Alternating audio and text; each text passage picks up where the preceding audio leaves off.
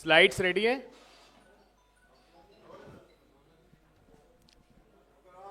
करें शुरू। प्रिय पत्रकार साथियों, दिल्ली प्रदेश कांग्रेस कमेटी के राजीव भवन में आप लोगों का हार्दिक स्वागत है। हमें यह सौभाग्य हासिल पुनः हो रहा है कि हमारे बीच अखिल भारतीय कांग्रेस कमेटी के ट्रेजरर, पूर्व मंत्री, सांसद अजय माकन जी, जिन्होंने इस चुनाव में इस बात का सबसे पहले उद्घोष किया था कि आम आदमी पार्टी के पाप का घड़ा जो भर चुका है उसे फोड़ने का सही वक्त आ गया है। और ये दिल्ली के लिए सौभाग्य का विषय है कि एक के बाद एक आप पार्टी के पाप का पर्दाफाश अजय माकन साहब कर रहे हैं। उस कड़ी में ये एक ऐसा अंतिम प्रहार होगा जब समूचा दिल्ली इस बात को जान जाएगा कि जिन वादों और दावों को आप पार्टी ने दिल्ली के सम्मुख रखा था वो कितने खोखले थे। हमारे साथ ज्योति सिंह जी हैं जो कम्युनिकेशन डिपार्टमेंट में हमारे प्रवक्ता हैं, अरुण कुमार जी हैं जो निरंतर, जिनको आप देख रहे हैं, राजस्थान से आए मीडिया समन्वयक, रश्मि सिंह मिगलानी जी हैं जो लगातार अथक प्रयास एक माह से सब लोग कर रहे हैं। मैं आग्रह करता हूं अजय माकन साहब से कि इस पत्रकार वार्ता को भी संबोधित करें।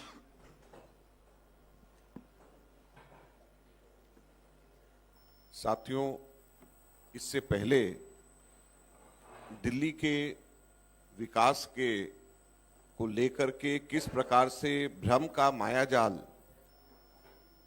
दिल्ली सरकार ने फैलाया था और कैसे कांग्रेस के शीला दीक्षित जी के शासनकाल के दौरान और अब में क्या फर्क है, उस चीज को मैंने कुछ सेक्टर्स का कहीं पर सीएजी की रिपोर्ट के आधार पे, कहीं पे रिसर्च के आधार के ऊपर आप लोगों को कुछ चर्चा करी थी, जिसमें हेल्थ सेक्टर हम लोगों ने लिया था, जिसमें मैंने बताया था कि किस प्रकार से दिल्ली सरकार के अस्पतालों में, राष्ट्र राजधानी में एक एक बिस्तरे पे दो पेशेंट वहां पर हैं, किस तरीके से एक्सरे की, सीटी स्कैन की, अल्ट्रासाउंड की मशीनों की जो कैपेसिटी है उससे 10वां हिस्सा भी हॉस्पिटल्स में काम नहीं करता, किस प्रकार से आईसीयू डिफंक्ट पड़े हुए हैं, किस प्रकार से पैसा जो इनके बजट में है और जिस तरीके से कोविड के समय में भी केंद्र सरकार से आया वही पैसा खर्च नहीं कर पाए और दिल्ली में लाशों का अंबार पड़ा रहा।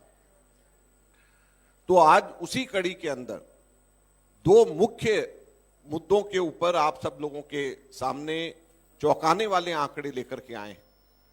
और ये दो मुख्य मुद्दे जो हैं, एक है शिक्षा और एक है वायु प्रदूषण, जो कि सार्वजनिक परिवहन व्यवस्था के साथ किस तरीके से जुड़ा हुआ है और कैसे ये दोनों की दोनों चीजें मिली हुई हैं। आप सब लोग जो पुराने लोग हैं, आप सब लोग जानते होंगे, लेकिन मैं फिर दोहराना चाहता हूं। दिल्ली के अंदर मैंने परिवहन मंत्रालय का विभाग संभाला है, मैंने दिल्ली सरकार में पावर का, बिजली विभाग और पर्यटन तीनों विभाग मैंने संभाले, और केंद्र सरकार में मैं अर्बन डेवलपमेंट मिनिस्टर कैबिनेट के अंदर मैं रहा। तो ये सारे के सारे विषय वो विषय हैं जिनके बारे में मैं आपसे चर्चा कर रहा हूं, जिनको मैंने खुद बतौर मंत्री मैंने ये हैंडल किया है, बतौर कैबिनेट सदस्य मैंने हैंडल किया है। तो इसलिए जो आंकड़े मैं आप लोगों को बताऊंगा वो सारे के सारे आंकड़े ऑथेंटिक हैं। लेकिन उससे पहले मैं कुछ पंक्तियां हमेशा की तरह आप लोगों के बीच में पढ़ करके बताना चाहता हूं। सांसों पर घात, शिक्षा पर आघात, ये आज के हमारे प्रेस कॉन्फ्रेंस का मुख्य मुद्दा है। सांसों पर घात, शिक्षा पर आघात। हम आम तौर पर लोगों का हाल पूछते हैं तो पूछते हैं कि आपका स्वास्थ्य कैसा है। जब शहर का हाल पूछते हैं तो कहते हैं कि आपके यहाँ की हवा पानी कैसी है। जब शहर में रहने आते हैं तो देखते हैं कि शिक्षा, स्वास्थ्य और परिवहन ठीक है कि नहीं है। उससे अंदाजा लगाते हैं कि शहर किस गति से आगे बढ़ रहा है या पीछे आ रहा है। और जब ये सब चीजें खराब होती हैं तो कहते हैं कि वहां की सरकार अच्छी नहीं है। हवा, दवा, पानी, जवानी, शिक्षा की कहानी वही बर्बाद कर सकता है जो नेता और पार्टी जिसकी नीयत खराब हो। पूरी दुनिया में एकमात्र सरकार है जिसका शिक्षा और शराब मंत्री दोनों एक, जिसने शिक्षा का मुखौटा लगाया और शराब कांड में गोता लगाया। ऐसी सरकार का समय अब समाप्त हो गया है। अब दिल्ली की जनता कह रही है होगी हर जरूरत पूरी, कांग्रेस है जरूरी। अब हम अपनी प्रेजेंटेशन शुरू करते हैं। शुरू करिए। ये आपके पाप की कड़ी है, जैसे कहा कि आखिरी कड़ी है, और जैसे मैंने कहा कि सांसों पर घात, शिक्षा पर आघात। एक मिनट, जब मैं बोलूं नेक्स्ट तभी नेक्स्ट करो आप, ऐसे नहीं, पीछे वापस आइए। हाँ। जैसे मैंने कहा सांसों पर घात, शिक्षा पर आघात। अब सबसे पहले हम एजुकेशन सेक्टर का शुरू करेंगे। ये कहते हैं कि हमने बहुत यहां पर काम किए हैं।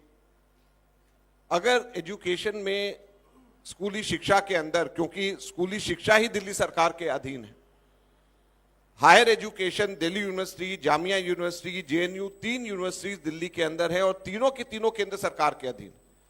तीनों के तीनों का पैसा यूजीसी देता है, तीनों के तीनों का पैसा और मैनेजमेंट एडमिनिस्ट्रेशन यूजीसी के पास में। तो देखा जाए तो सही में अगर इनके दिल्ली सरकार के अधीन है तो 12वीं तक की ही शिक्षा दिल्ली सरकार की है। और उसकी परफॉर्मेंस देखिए, उसकी परफॉर्मेंस के 3 तरीकों से मैंने कैलकुलेट किया है और सबसे पहला इस स्लाइड से आपको हम दिखाएंगे। ये 2008-9 से लेकर के 2023-24 तक 12वीं के बोर्ड एग्जाम में कितने बच्चे पास हुए हैं दिल्ली गवर्नमेंट स्कूल्स के, एग्जैक्ट नंबर। हम परसेंटेज की बात पे नहीं जा रहे, ये परसेंटेज की बात करते हैं कि इतने पास परसेंटेज है, हम एग्जैक्ट नंबर पे जा रहे हैं। अब आप 2008-9 से 2013-14 तक देखिए, जो हमारे जब तक हमारी सरकार थी, हर साल बढ़ रहा है। 12वीं में 2008-9 में 75,974 बच्चे अपीयर होते हैं, फिर 86,500 कुछ, फिर 98,000, फिर 106, 1,06,000, 1,23,000, 1,47,000 जब हमारी सरकार थी आखिरी में। जैसे ही हमारी सरकार जाती है और ये आते हैं, और इनका शिक्षा का मॉडल इतना बेहतर है कि 12वीं में अपीयर होकर के पास होने वाले बच्चों की संख्या देखिए कैसे नीचे आती। 1,47,000 बच्चे हमारे समय पे आखिर में, फिर 1,23,000, 1,16,000, 1,07,000, 1,02,000, 1,22,000 और 1,09,000। अब ये 1,09,000 आता है 2019-20 में। उसके बाद में ये 2023-24 सीधे है, इसमें 20-21, 21-22 का नहीं है, ये सीधे। क्यों ये इसके बाद में बढ़ा? क्योंकि उसके बाद कोविड आता है। कोविड के दौरान सब पेरेंट्स ने अपने बच्चों को सरकारी स्कूलों से निकाल करके, ज्यादातर पेरेंट जो अफोर्ड नहीं कर सकते थे क्योंकि प्राइवेट स्कूल्स के अंदर फीस थी और स्कूल्स जब बंद थे, तो उन्होंने निकाल करके उन्होंने सरकारी स्कूल में डाला। इसी वजह से ये जो है उस वक्त बढ़ा। लेकिन जो वो बढ़ा भी है वो हमारे 2013-14 जो आखिर है उससे भी कम है। अब हर साल जो है ये देखिए कैसे ग्राफ बढ़ रहा है। हर साल दिल्ली की पॉपुलेशन बढ़ रही है, हर साल दिल्ली के अंदर स्टूडेंट्स की संख्या बढ़ रही है, लेकिन 12वीं में पास होने वाले बच्चों की संख्या कम हो रही है। ये इनका शिक्षा का मॉडल है जो कि आप सब लोगों को समझना चाहिए, जो इन लोगों ने नहीं बताया कभी भी।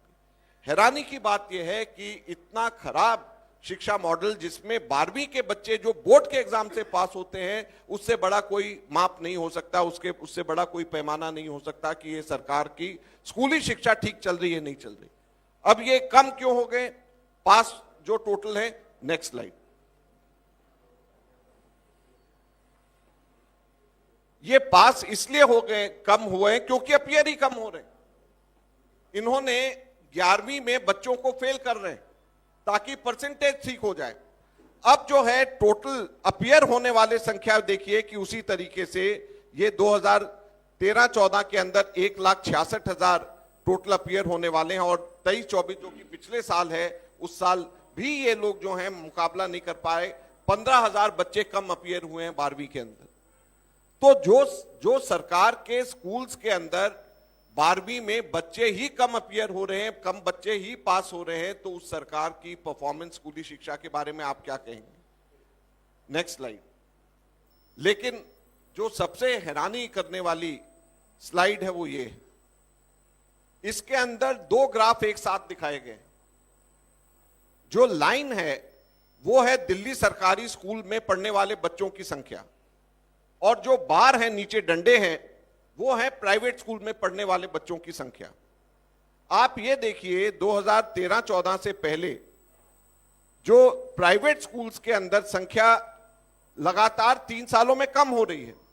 जो डंडे हैं वो देखिए जो है वो नीचे आते जा रहे हैं, और सरकारी स्कूल के अंदर हर साल ज्यादा बच्चे इसके अंदर सरकारी स्कूल्स के अंदर आ रहे हैं। जैसे 2009-10 में 14,66,000 थे, फिर 15,58,000, 16,58,000, 17,40,000, फिर 17,75,000 पे हम छोड़ करके गए थे। उसके बाद में निरंतर हर साल जो सरकारी स्कूल्स हैं वहां से बच्चे निकल करके प्राइवेट स्कूल्स के अंदर जा रहे हैं, और ये मैंने 2018-19 तक दिया है, क्योंकि उसके बाद में जो कोविड आया, कोविड के अंदर जब स्कूल्स बंद हो गए प्राइवेट के अंदर, तो वहां पे जाकर के हुए। लेकिन जो देखने वाली बात है वो ये है सबसे महत्वपूर्ण कि 18-19 में पहली बार ऐसा हुआ कि दिल्ली सरकारी स्कूल में पढ़ने वाले बच्चों की संख्या कम हो गई और प्राइवेट स्कूल्स के अंदर पढ़ने वाले बच्चों की संख्या ज्यादा हो गई, यानी पहली बार। और इससे पहले गैप था, देखिए 13,57,000 हमारे प्राइवेट स्कूल्स में थे, तो 17,75,000 हमारे गवर्नमेंट स्कूल्स में थे। 4 लाख बच्चे गवर्नमेंट स्कूल्स में फालतू पढ़ते थे जब हम छोड़ करके गए, और ये कोविड से 1 साल पहले उल्टा हो गया। प्राइवेट स्कूल्स के अंदर टोटल बच्चे 16,61,000 और सरकारी स्कूल्स के अंदर 16,47,000 बच्चे हुए, और प्राइवेट स्कूल्स के अंदर बच्चे ज्यादा हो गए। तो ये शिक्षा का मॉडल जो कि प्राइवेट स्कूल्स के अंदर गवर्नमेंट स्कूल्स के बच्चे शिफ्ट हो रहे हैं, आप वैसी शिक्षा मॉडल के बारे में क्या कहेंगे? उसको कैसे जस्टिफाई करेंगे? कैसे उसको बेहतर शिक्षा मॉडल कहेंगे? ये हम आज इनसे पूछना चाहते हैं और इनको जवाब देना चाहिए। जब हम उनसे प्रश्न पूछते हैं तो प्रश्न पूछने का उत्तर ये नहीं देते, उत्तर ये उसके बदले ये देते हैं कि ये किसी की स्क्रिप्ट पढ़ रहे हैं, ये कर रहे हैं। भाई आपको तो ये बताना है जो हम आपको हार्ड फैक्ट्स जो कि आपके खुद के सरकारी आंकड़े हैं उन्हीं के से निकाल करके दे रहे हैं, तो इसका उत्तर तो दें। अगर आपकी शिक्षा का मॉडल इतना अच्छा है तो 12वीं के अंदर पास होने वाले बच्चों की संख्या क्यों कम हो रही है? अगर शिक्षा का मॉडल इतना अच्छा है तो सरकारी स्कूल छोड़ करके प्राइवेट स्कूल्स के अंदर क्यों बच्चे भाग रहे हैं, क्यों पलायन हो रहा है? अगर शिक्षा मॉडल इतना अच्छा होता तो उल्टा होता।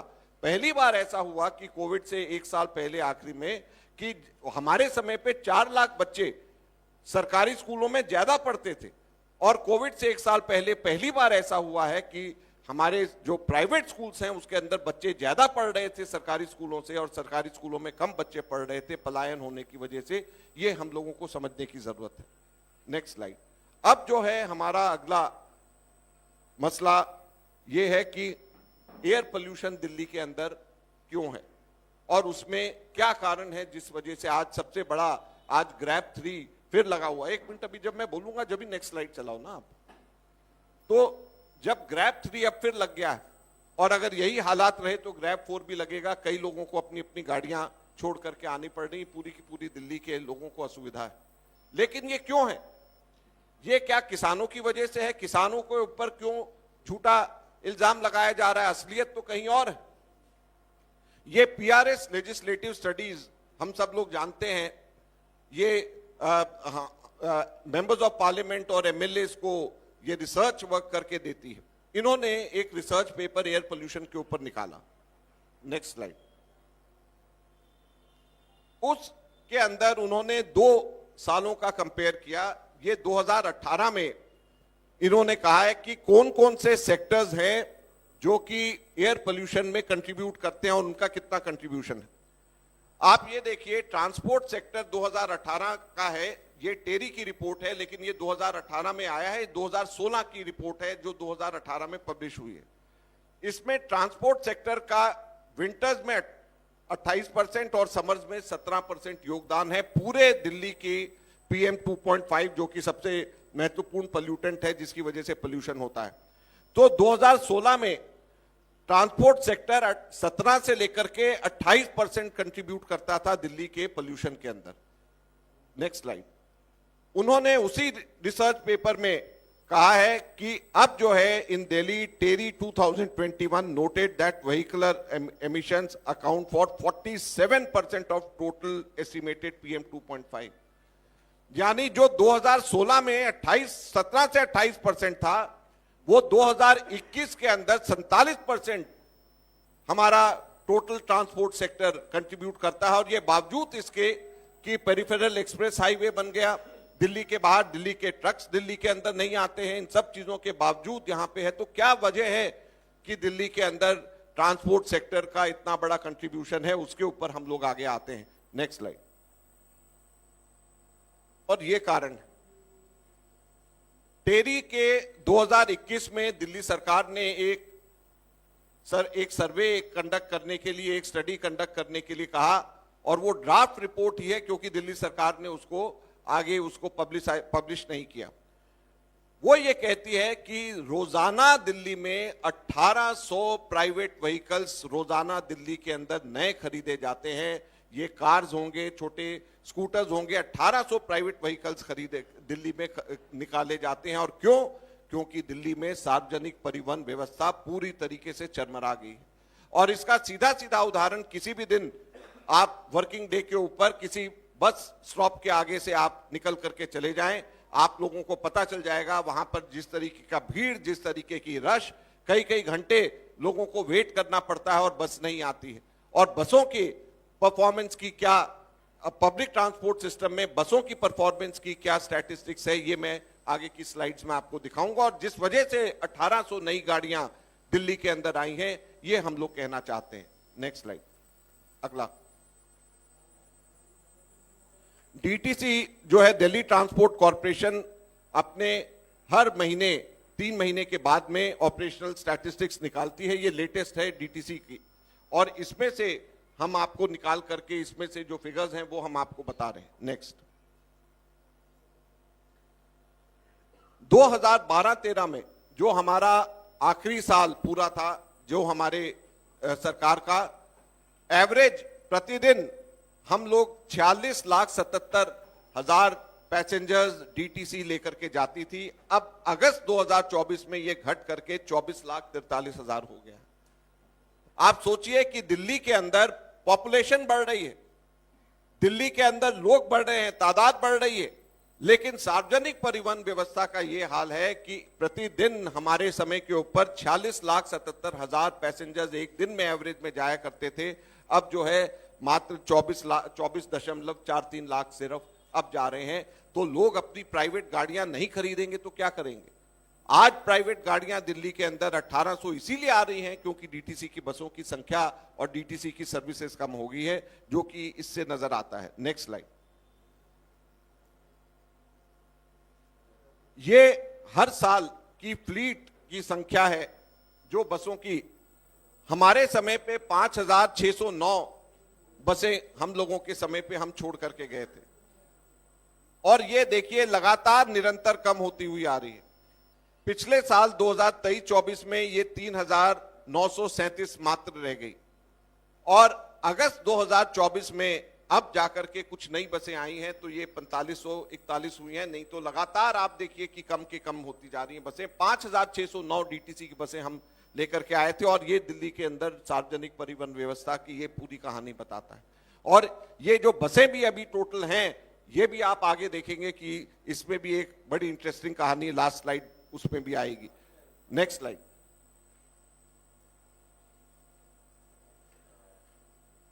दिल्ली के अंदर टोटल डिपोज हम लोगों के समय पे बस डिपोज 43 थे, अब जो है कम होते होते 38 रह गए। मुझे ये बताएं, जब दिल्ली की आबादी बढ़ रही है, दिल्ली की जनसंख्या बढ़ रही है, दिल्ली के अंदर सार्वजनिक परिवहन व्यवस्था को और सुदृढ़ करने की जरूरत है, तो बस डिपोज की संख्या बढ़नी चाहिए या कम होनी चाहिए? बस डिपोज जो है 43 से कम होकर के 38 के ऊपर आ गए। Next slide. और ये मैं आपको बताना चाहता हूं, दिल्ली के अंदर जैसे वाहन का होता है कि 10 वर्ष से ऊपर अगर कोई वाहन है तो वो ओवरेज हो जाता है, उसको हटाना पड़ता है। उसी तरीके से डीटीसी की बसेस जो है, सार्वजनिक परिवहन की बसें 8 साल से ऊपर होकर के ओवरेज हो जाती हैं, और हमारे समय तक ओवरेज की जो टोटल बसों की संख्या जो है, आप ये देखिए कि मात्र 1400 के आसपास थी, जबकि 5000 टोटल बसें थी। और जैसे ही हम लोग की सरकार गई, उसके बाद में आप देखिए कि ओवरेज बसों की संख्या कितनी हो रही है, और ये सारी वो बसें हैं ओवरेज जो कि पोल्यूशन भी ज्यादा फैलाती हैं, और जिन बसों का पोल्यूशन भी ज्यादा होता है और आग भी ज्यादा लगती है। आप लोग गर्मियों में अक्सर अब देखते होंगे कि दिल्ली के अंदर बसें अपनी चलती चलती धुआं निकल रहा है, आग लगनी शुरू होगी। वो इसकी वजह ये है, और ये एब्सोल्यूट नंबर्स है टोटल कितनी बसें हैं। नेक्स्ट स्लाइड में परसेंटेज है, आप देखेंगे तो और चौंकाने वाले होंगे। Next slide. ये देखिए, वर्ष 2021, 22, 23 और इवन 20 में भी 100% बसें जो दिल्ली में चल रही थी वो ओवरेज थी, 100%। अभी भी 64% बसें दिल्ली के अंदर ओवरेज हैं, यानी सिर्फ 1/3 बस है जो कि एज की परिधि को आती है, जिसमें आग लगने का खतरा नहीं है, जो पोल्यूशन नहीं करता है। 2/3 बसें दिल्ली के अंदर ऐसी चल रही हैं जिनमें आग लगने का खतरा है, और जो चल भी सीएनजी पे रही हैं, लेकिन बावजूद उसके वो प्रदूषण कर रही हैं, क्योंकि ये ओवरेज बसें हैं। और एक ऐसा समय था जबकि ये 100%, 4 साल लगातार 100% के ऊपर ये बसें जो दिल्ली में चली, वो सारी की सारी ओवरेज बसें थी। बसें नई खरीदने की जगह इन्होंने पुरानी बसों को ही आगे ये कर करके चलाते गए। ये इन लोगों का काम करने का तरीका है, ये सार्वजनिक परिवहन व्यवस्था की कहानी है। ये हम सब चीजें इसलिए बता रहे हैं कि डेवलपमेंट के फ्रंट के ऊपर ये लोग कहते हैं कि हम काम करते हैं, इसलिए हमें परेशान किया जाता है, तो ये काम है। शिक्षा का मैंने जैसे आपको बताया, 12वीं के रिजल्ट्स देख लीजिए, private schools versus government schools की टोटल एनरोलमेंट का देख लीजिए। अगर एयर पोल्यूशन का देखना है तो किस तरीके से एयर पोल्यूशन बढ़ रही है दिल्ली के अंदर, और कैसे सार्वजनिक परिवहन व्यवस्था उसमें रिस्पॉन्सिबल है, जिम्मेवार है कि सार्वजनिक परिवहन व्यवस्था खराब होने की वजह से डीटीसी की कैरिंग कैपेसिटी एवरेज हमारे समय पे 46 लाख से कम होकर के मात्र 24-25 लाख रह गई है। डिपोज कम हो रहे हैं, ओवरेज बसेस चला रहे हैं जो कि पोल्यूशन भी करते हैं, जिसमें सवारियों को भी खतरा है जान से, क्योंकि आग लगती है उसमें। तो ये सारी की सारी चीजें आज हम आपके माध्यम से दिल्ली की जनता के सामने लाए हैं, और हम उम्मीद करते हैं कि दिल्ली की जनता इन सब चीजों को देख करके अपना विवेक का इस्तेमाल करके वोट देगी, और वापस कांग्रेस पार्टी की उस सरकार को, शीला दीक्षित जी की सरकार को और उनके सिद्धांतों पे चलने वाली सरकार को वापस वोट देकर के वापस विजयी बनाएगी। धन्यवाद।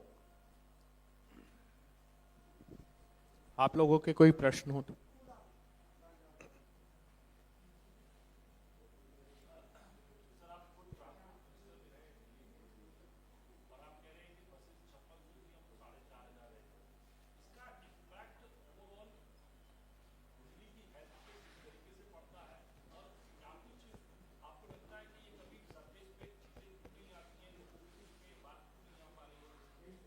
देखिए,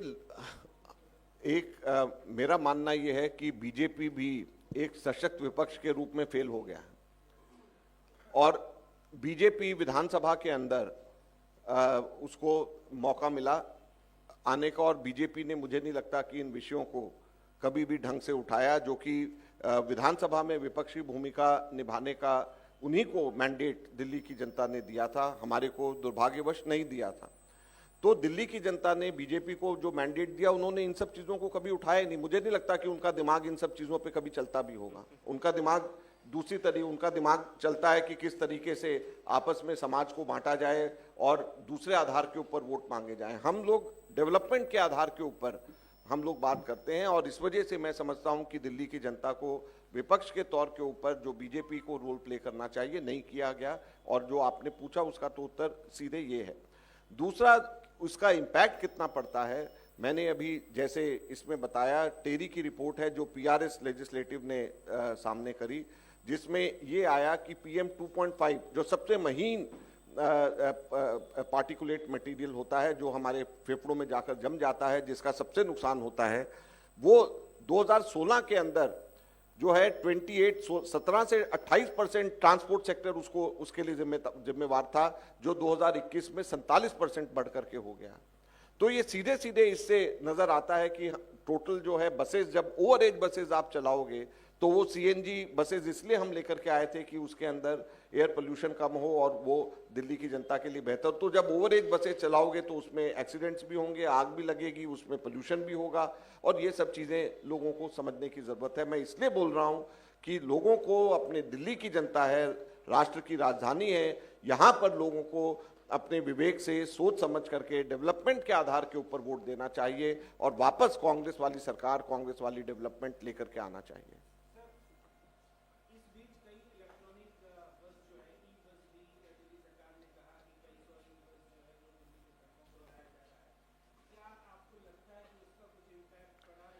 देखिए, ई बस जो है, पहले भी हमारे टाइम पे भी क्लस्टर बसेस चलती थी, तो हमने क्लस्टर बसेस का इसमें जिक्र अपने टाइम से जब कंपेयर कर रहे हैं तो क्लस्टर बस का जिक्र नहीं किया। लेकिन ये सरकार का दायित्व होता है। आप जो है ठेके पे बसें चलाएंगे तो ठेके के ऊपर जो बस चलती है, इवन ई बस का भी जो मॉडल है वो ठेके का मॉडल है, उसको पर किलोमीटर के हिसाब से दिया जाता है। उसकी वजह से हो ये रहा है कि जो बसेस जहां पर चलनी चाहिए, जिन लोगों को केटर किया जाना चाहिए, उन लोगों को केटर नहीं किया जा रहा है। और दूसरा, बसेस को पार्क कहां पे करेंगे?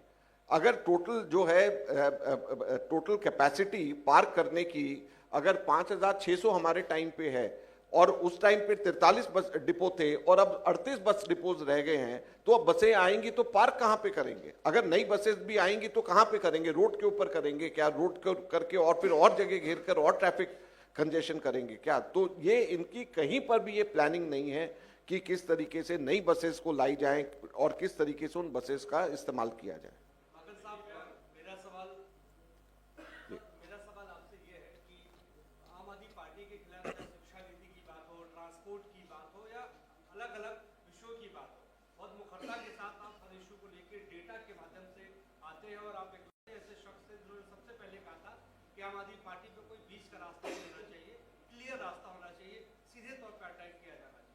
तमाम बड़े नेताओं से आप आगे हैं कांग्रेस के भीतर, तो क्या माना जाए, क्योंकि आप ये भी कह रहे हैं कि सरकार आपकी आने वाली है दिल्ली के भीतर, तो अगर सरकार आती है तो क्या हम मुख्यमंत्री के तौर पर अजय माकन जी को? नहीं, मैं अभी तो जो लोग हमारे बहुत अच्छे लोग, काबिल लोग विधानसभा का चुनाव लड़ रहे हैं और उन्हीं लोगों में से मौका मिलना चाहिए और वो लोग डिजर्व करते हैं।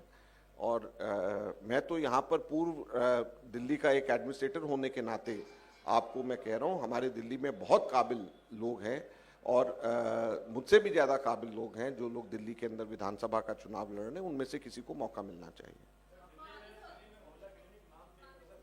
है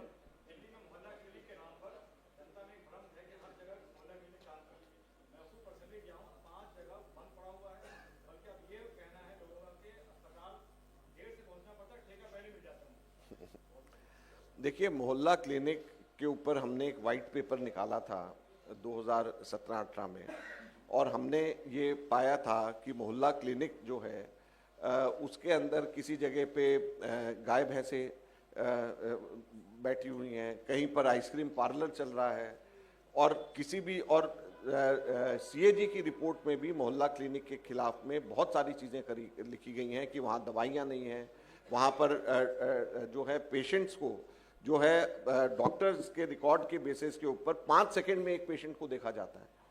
तो 5 सेकंड में एक पेशेंट को कैसे कोई देख सकता है? तो इस तरीके की बहुत सारी चीज़ें हैं।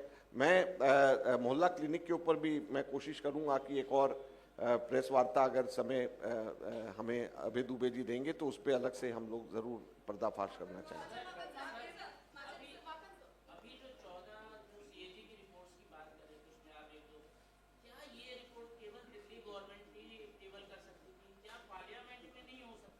मैंने पता कराया था और मैंने पहले बोला भी था कि पार्लियामेंट में कर सकते हैं, लेकिन एनसीटी एक्ट में ये प्रावधान है कि जो सीएजी की रिपोर्ट्स हैं वो दिल्ली सरकार विधानसभा में रखेगी जब तक दिल्ली सरकार है। अगर दिल्ली सरकार भंग हो गई होती तो सीएजी की रिपोर्ट्स जो हैं राष्ट्रपति शासन के नाते पार्लियामेंट में रख सकते हैं, नहीं तो यहाँ पर दिल्ली सरकार को रखना चाहिए। अरविंद केजरीवाल का सवाल बयान सामने आया है। उन्होंने कहा है बीजेपी झुग्गी वासियों को 3,000 देकर फर्जी वोट डालने के लिए उंगली पर स्याही लगा रही है, बड़ा षड्यंत्र। देखिए, केजरीवाल जो हैं, अभी भी आप उसकी बात पे विश्वास करते हो? उनका रोज जो है वो नई बात कुछ ना कुछ बोलते हैं अपने ऊपर जो है अटेंशन लेने के लिए, और कोई बड़ी बात नहीं होगी, आपको कोई आश्चर्य नहीं होना चाहिए कि अगर वो आगे आने वाले दिनों में चुनाव से पहले कोई अपने ऊपर कोई फिर से फर्जी हमला ना करवा दे। तो मतलब वो इतने बड़े अटेंशन सीकर हैं कि वो चुनाव से पहले कुछ भी करवा सकते हैं अटेंशन अपने ऊपर डाइवर्ट करने के लिए। सर, पीटीएम, आपने शिक्षा नीति की बात की और अरविंद केजरीवाल और अतिशी बार-बार ये बात कह रही है कि पीटीएम जो कुछ समय पहले उन्होंने ऑर्गेनाइज कराया था, यानी कि दिल्ली के जितने भी गवर्नमेंट स्कूल्स हैं उसमें पीटीएम एक साथ और सारे स्टूडेंट्स के साथ मिलकर आतिशी में मीटिंग की, तो ये आज तक की पहली जो भी सरकारें थी वो नहीं कर पाई और हमने सबसे बेहतरीन काम। देखिए, मैं उनसे सिर्फ ये पूछना चाहता हूँ, अगर इतना बेहतरीन है तो बच्चे जो है वो सरकारी स्कूल छोड़ छोड़ करके प्राइवेट स्कूल में क्यों जा रहे हैं? इसलिए शायद जा रहे हैं कि पीटीएम के अंदर उनको लगता है कि टीचर्स बच्चों की शिकायत करेगी, या पेरेंट्स को ये पता चलता है कि असलियत क्या है। जो सबसे महत्वपूर्ण जो मापदंड होता है कि सरकारी स्कूल्स कैसे चल रहे हैं, वो ये है कि कितने बच्चे उसके अंदर आ रहे हैं। अगर तो मान लीजिए प्राइवेट स्कूल से बच्चे खींच करके सरकारी स्कूल में जा रहे हैं, जब भी तो आप कहेंगे कि सरकारी स्कूल अच्छे चल रहे हैं। नहीं तो पेरेंट जो हैं वो अपने बच्चों की पढ़ाई के लिए कुछ भी करने को तैयार रहते हैं। तो जो बेहतर स्कूल है वहां पर वो अपने बच्चों को शिफ्ट करेंगे, वहां से निकाल क्यों रहे हैं? मैंने तो आपको कोविड से पहले तक के पूरी ग्राफ, पूरा फिगर्स सारे के सारे दिए हैं, इसके कागज भी मैं आपको दूंगा। आप उनसे ये पूछिए कि अगर इतनी अच्छी शिक्षा व्यवस्था है तो हमारे समय पे भी बहुत सारी चीजें होती थी। ऐसा तो नहीं है कि हमारे समय पे नहीं होती थी। जब हमारे समय पे अच्छी होती थी तभी तो हर साल नए बच्चे हमारे सरकारी स्कूल्स के अंदर आते थे, जो कि इनके समय पे उल्टा होना शुरू हो गया। हमारे समय पे ज्यादा बच्चे हर साल 12वीं में पास होते थे, बोर्ड के एग्जाम्स। आप दूसरी क्लासेस का मैं नहीं कह रहा, दूसरी क्लास में तो ऑटोमेटिक पास होने का था, लेकिन 12वीं में बोर्ड के एग्जाम में अगर ज्यादा बच्चे हर साल जो है 20-30 हजार फालतू पास हो रहे हैं, तो इसका मतलब सरकारी स्कूल की परफॉर्मेंस भी अच्छी थी, वहां पे स्टैंडर्ड भी अच्छा था, बच्चे भी वहां पे ज्यादा आ रहे थे। अब सब चीजें उल्टी होनी शुरू हो गई। तो ये कोई इवेंट मैनेजमेंट का काम नहीं है, ये बकायदा रिजल्ट देने का काम है, जो कि हमारे समय के ऊपर रिजल्ट दिखा करके हमारी सरकारों ने किया।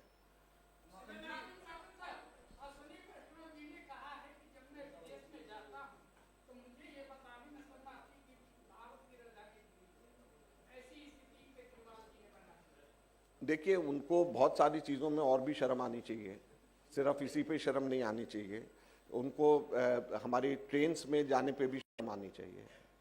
मक्खन जी, आपने पिछले दिनों बोला था कि केजरीवाल केस जो हैं उनके खिलाफ आप खुलासा करेंगे, तो कब करने जा रहे हैं? आप आए नहीं मेरी प्रेस कॉन्फ्रेंस में। मैंने 28 गुरुद्वारा रकाबगंज रोड पे सुखजिंदर रंधावा जी के साथ मैंने प्रेस कॉन्फ्रेंस करी, आप आए नहीं और फिर मुझसे प्रश्न भी पूछ रहे हैं।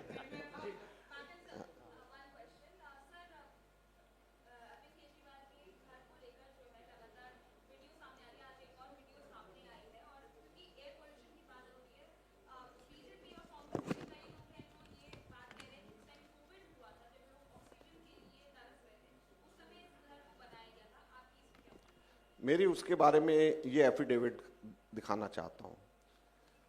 ये एफिडेविट 7 जून 2013 को केजरीवाल जी के साइन से है।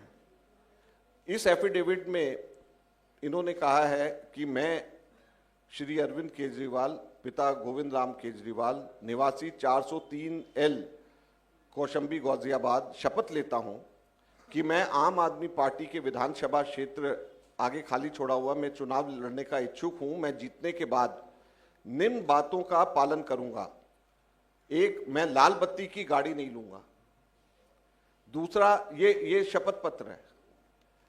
दूसरा, मैं अपने लिए अनावश्यक सुरक्षा नहीं लूंगा। तीसरा, मैं बड़ा बंगला नहीं लूंगा, आम आदमी की तरह सामान्य घर में रहूंगा। ये उन्होंने शपथ पत्र दे करके जो है, ये 7 जून 2013 का शपथ पत्र है। इससे ज्यादा बड़े शर्म की क्या बात हो सकती है कि जो आदमी शपथ पत्र में नोटरी के अटेस्टेड शपथ पत्र में देखे उस वक्त इन्होंने पूरे अपने नई दिल्ली चुनाव क्षेत्र के अंदर बंटवाया था और कहा था कि मैं तो साधारण आदमी की तरह रहूंगा, और 178 करोड़ का शीश महल अब बनाया है।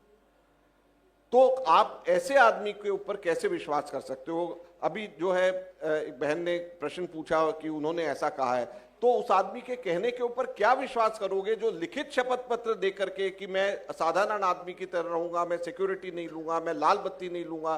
कई जगह के ऊपर उसने वीडियोस उनके निकल रहे हैं जहां पे उन्होंने कहा है, और उसके बाद में 178 करोड़ रुपए का की लागत का, कुल लागत का शीश महल बनाया है। ये 50 करोड़ नहीं, 178 करोड़ का, क्योंकि जो आसपास के फ्लैट्स जो खाली कराए गए उसके बदले अक्षरधाम में जो फ्लैट्स दिए गए ऑफिसर्स को, वो भी तो पैसा इसी के लिए खर्च हुआ है।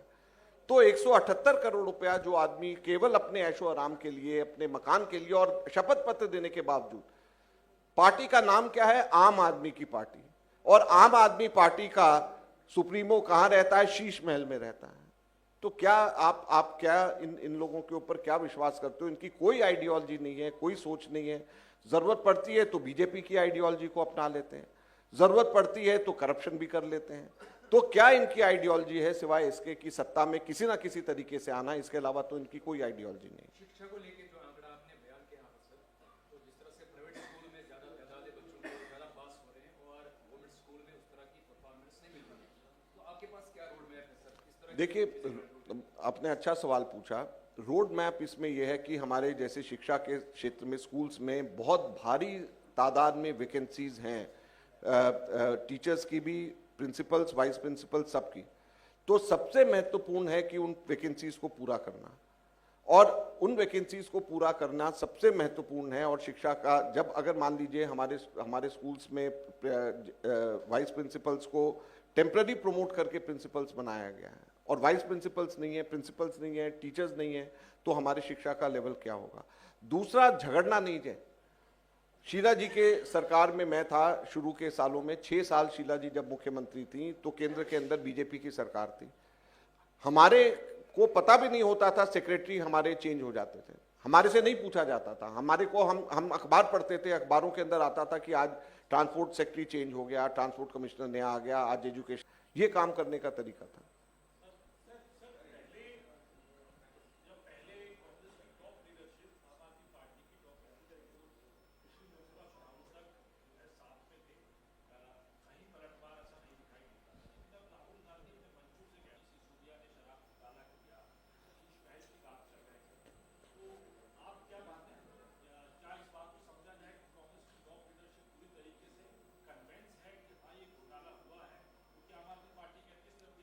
देखिए, जो पहले और अब में फर्क है, जो बुनियादी फर्क लोकसभा का है और अब में, वो ये है कि सीएजी की रिपोर्ट अब आई है। शीश महल के बारे में सीएजी की रिपोर्ट अब आई है, शराब घोटाले के बारे में भी सीएजी की रिपोर्ट अब आई है, जिसके ऊपर ये बैठ गए थे, जो पब्लिक डोमेन में आई है। तो ये एक बहुत बड़ा, ये सारी की सारी चीज़ों की तरफ इशारा करता है कि इसमें घपला हुआ है, इसमें गड़बड़ हुई है। नहीं तो इनको कोई कारण नहीं था कि उसके ऊपर बैठे रहते। स्पेशल सेशन, हर चीज़ पे तो स्पेशल सेशन बुला लेते हैं, तो इसके ऊपर स्पेशल सेशन बुला करके डिबेट करा देते, जनता के सामने रखते, जनता फैसला करती कि इसमें घोटाला हुआ है या नहीं हुआ। अभी भी इनको जो जमानत मिली है, इस शर्त पे मिली है कि ये सरकारी फाइल साइन नहीं कर सकते, इस शर्त पे मिली है कि ये अपने सीएम ऑफिस में नहीं जा सकते, तभी तो इनको रिजाइन करना पड़ा ना। तो जब इस शर्त पे मिली तो इसका मतलब प्राइमा फसी कोर्ट भी ने, जिसने बेल दिया है, वो भी, उसको भी कुछ ना कुछ दाल में काला नजर आ रहा है। तो जब ये सारी की सारी चीजें हुई हैं, तो मैं समझता हूं कि कोई कारण नहीं है कि इनको किसी भी तरीके से इनको छोड़ा जाए। इन लोगों ने दिल्ली की जनता ने देश की जनता को गुमराह किया है, ये कह करके कि हम भ्रष्टाचार के खिलाफ लड़ने के लिए आए हैं, ये कह करके कि हम लोकपाल बनाएंगे, ये कह करके कि हमारी पार्टी का नाम आम आदमी है। इन्होंने ठीक उसके उल्टा किया।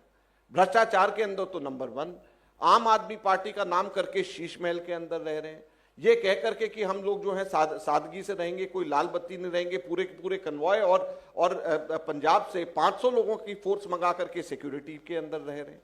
तो किस तरीके के ये पार्टी है कि जो कहते हैं उसका ठीक उल्टा करते हैं।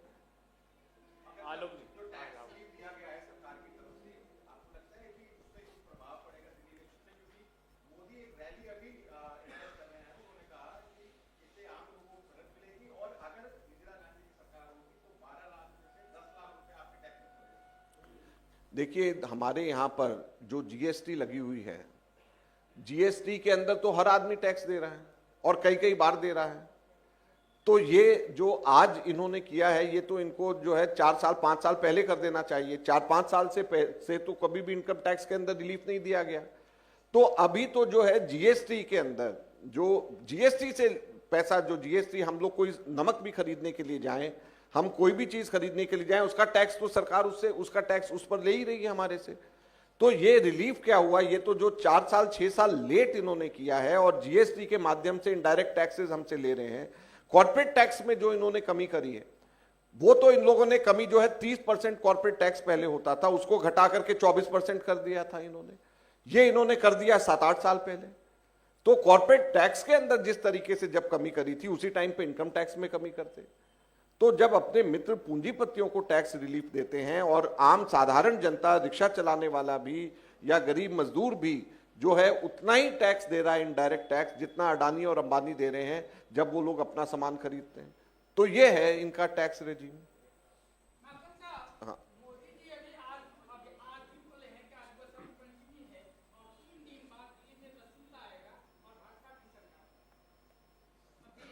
वो भ्रमित हैं। धन्यवाद।